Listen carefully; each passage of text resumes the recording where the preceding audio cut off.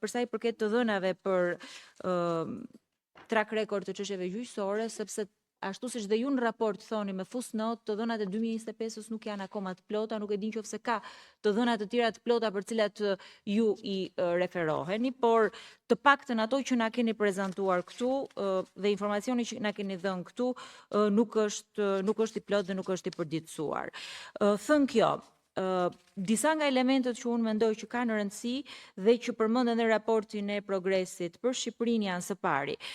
Kozgjatja e çështjeve administrative të shkallës së dytë në Shqipëri është 5326 ditë ose të paktën 14.5 vite për të marrë drejtësi. Ky është një tregues që qeveria shqiptare në vite nuk e ul dhe nuk e redukton.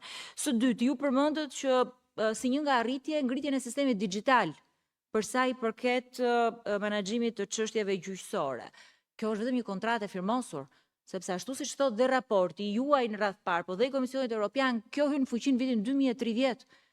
Dhe është pikërisht ajo që po diskutojmë këtu me kolegët e faktit se sa larg është letra nga ligji, nga praktika.